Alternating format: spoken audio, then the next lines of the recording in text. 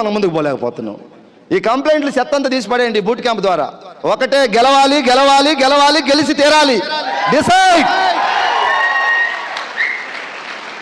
పేదరికం మీద మన యుద్ధం ప్రకటించాలి. మన పేదరికాన్ని నిర్మూలించుకోవాలా? మనం గెలుద్దాం, పక్కనోని గెలిపిద్దాం. గెలిచి నువ్వు మాట్లాడు, సమాజంలోకి నలుగురికి స్ఫూర్తిని అవుతావు. ఈ పేదరికం నుంచి బయటపడాలి మనందరం కూడా. ఈ నిరుద్యోగ సమస్య మీద మనం యుద్ధం చేస్తా ఉన్నాం వెస్టీజియన్స్గా. ఎంతో మంది ఈరోజు మన వెస్టీజీ ఫ్యామిలీలోకి వచ్చి ఎంటెక్లు బీటెక్లు చేసి పార్ట్ టైంగా వెస్టీజ్లో జాయిన్ అయ్యి ఈరోజు 1,00,000, 2 లక్షలు, 3 లక్షలు తీసుకొని ఉద్యోగాలు నోటిఫికేషన్ పడితే అప్లై చేయట్లే. ఈరోజు నిరుద్యోగ సమస్య నిర్మూలిస్తున్నావా లేదా? ఉద్యోగాలు సైతం వదిలేసిన వాళ్ళు వెస్టీజ్ సిస్టంలోకి ఈ హాల్లో కూడా ఎంతో మంది కూర్చో ఉండొచ్చు. మా టీంలో ఒక మేడం హైదరాబాద్లో, చిన్న విలేజ్ హైదరాబాద్ పక్కన ఒక 15 కిలోమీటర్స్ నాగోల్ దగ్గర, కుత్బుల్లాపూర్ ఊరి పేరు, బీబీ మేడం పేరు. ప్రైవేట్ స్కూల్లో ఆయమ్మ. ఆయమ్మకి ఎంత ఇస్తారు సార్ శాలరీ? అమ్మ అందరూ మాట్లాడాలా? ఎంత ఇస్తారో మాకు తెలియదు అన్నమాట. ఎంతో కానీ చెప్పండి, 5, 6, 7 మీ నోటికి వచ్చిన చెప్పండి. 5, 6 వేలు. అయితే అమ్మ 8 ఇయర్స్ పనిచేసిందంట. స్టార్టింగ్లో 3,000, 8 సంవత్సరాలు పనిచేస్తే 500 జీతం పెరుగుతూ 8,000 అయింది 8 సంవత్సరాలకి. కరోనా టైంలో ఆ జాబ్ కూడా స్కూల్లో బంద్ అయిపోయింది, లేదు. ఆ టైంలో ఒక ఆర్టీసీ కండక్టర్ ఆమెను పట్టుకొచ్చిండు బీబీ మేడం మీటింగ్కి. మీటింగ్ ఇన్న తర్వాత ఒక 800 రూపాయలు పెట్టి మనకు ఆయిల్, సబ్బు, సరుపు, పేస్ట్ తీసుకుంది. ఇక్కడ ఎవరు ఇంత కొనమని చెప్పట్లే మన ఎండి గారు, అవునా కదా? ఐడికి ఏమైనా డబ్బు కట్టమంటున్నాడా? ఇంత ఈ కంపెనీ లాంటి గతంలో ఒకటి వచ్చినాయి మార్కెటింగ్, అవి రైటు లెఫ్ట్ కట్టేది, కట్టిపిచ్చేది. ముందు నువ్వు ఇరుక్కోవాలా, నలుగురు ఇరికియాలా. ఈ పనికిమాలిన కంపెనీలు వచ్చి ప్రజలను దోసుకొని పోయినాయి. మనకు అవగాహన ఉండి లేక దాంట్లో కొంతమంది చేతులు కాల్చుకున్నారు. ఇప్పుడు మనం కొత్తగా వెస్టీజ్ అనిపోయేసరికి ఇట్లాంటి మేము ఇన్ని చూసామంటున్నారు. సార్ ఇన్ని చూసాము, కట్టేది కట్టించేది చూసారు. సార్ దీంట్లో ఏమైనా ఉందా కట్టేది? ఒక్క సబ్బు కొనుక్కో చాలు 35 రూపాయలు పెట్టి, వాడు నీకు నచ్చితే మళ్ళీ కొను, లేదంటే ఆపేసి. ఇంకెక్కడుంది ఇక్కడ ఫ్రాడ్? చాలా మంది అవగాహన లేకుండా బయట సమాజంలో మనకి ఈ కంపెనీలో మన స్టార్టింగ్ డేస్లో మనం ఏదో వెస్టీజ్ గురించి పోయి వాళ్ళకి చెప్తే వాళ్ళు మనల్ని డిస్కరేజ్ చేస్తారు పూర్తిగా. మన ఛార్జింగ్ మొత్తం తీసేస్తారు, బుట్ క్యాంప్ ఛార్జింగ్ అంతా. అరే పిచ్చోడా, నీకేం తెలుసు? ఇట్లాంటి నేను ఇన్ని చూశాను, 6 నెలల కన్నా ఎక్కువ కనుకుంటే నా చెవి ఎత్తా, నా కాలు ఎత్తానంటారు కొంతమంది. అలాంటి మాటలు విని ఆగిపోమాకండి మీరు.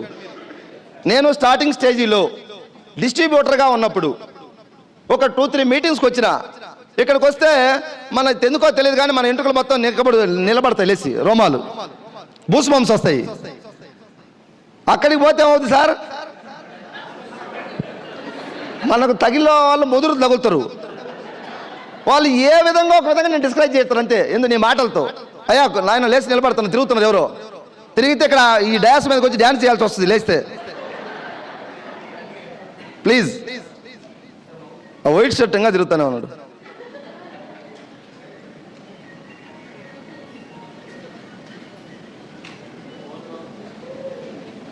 ప్లీజ్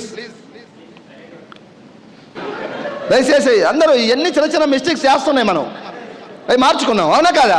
అది మంచి అయినా చెడు అయినా స్టేజ్ మీద చెప్పేటప్పుడు మాట్లాడినవాడు అంతే. తర్వాత కిందికి వచ్చిన గురువు గారు అది ఏదంటే ఏదో సందర్భానుసారంగా కావాలని ఏమన్నా కొన్నిసార్లు కన్విన్స్ చేయాలా, లేకుంటే కన్ఫ్యూజ్ చేయాలా. ఏం చేయకుంటే మరి ముందుకు పోతుంది. ఏం చేసినా మంచిగా చేస్తున్నాం మనం. సార్ 100 అబద్ధాలు ఆడేది ఒక పెళ్లి చేయమన్నారు పెద్దలు మనకి. అట్లనే మనం ఏదైనా చెప్పినా తప్పేం లేదు, దీనికి మంచి చేస్తున్నాం కాబట్టి. ఆయన ఏమన్నా ఒక 20,000 కట్టించి 40,000 ముంచితే అబద్ధం చెప్పకూడదు మనం. ఇక్కడ అబద్ధాలు కూడా ఏముండవు. ఇంతమంది చెప్తే నాకు పాయింట్ అయితే కనిపించలేదు. ఎవరైనా ఒక్కరు చెప్పండి ప్లీజ్, నేనేం మాట్లాడుతున్నా. Very good sir, thank you sir. So నాకు అది గుర్తుంది, మీరు వింటున్నారా లేదా, ఎంతవరకు ఎక్కిందని అడుగుతున్నా.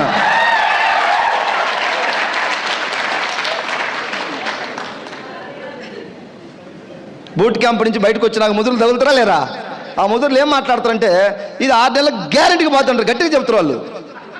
స్టార్టింగ్లో మనకు అంత ధైర్యం, అంత వాళ్ళతో ఢీకొని అంత ఇది లేదు. ఒకటి మీరేమంటే బూట్ క్యాంప్కి వెళ్ళాము మేము, ఇన్కమ్ తీసుకున్నాం, చాలా మందిని చూసామంటారు. 10 లక్షలు వస్తున్నాయి ఎంఎస్ఆర్కి అంటారు. మీరు పోయి నిజంగా నువ్వు చూసినవా? వాడే చెప్పాడు అనుకో స్టేజ్ మీద వచ్చి, నువ్వు చూసినవా?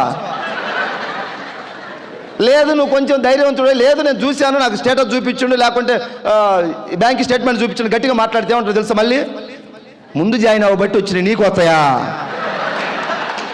వాడి దగ్గర రెడీగా ఉంటాయి క్వశ్చన్లని మిమ్మల్ని చట్లపాలు చేయడానికి. క్యాంపుకి వెళ్ళి వచ్చింది మనం, మనకు సలహాలు ఇచ్చేవాడు ఏ రేంజ్ అనేది ఆలోచించండి. అవునా కదా? అర్హత ఉందా మనకు సలహాలు ఇచ్చేంత అర్హత వెస్టీజ్ మీద?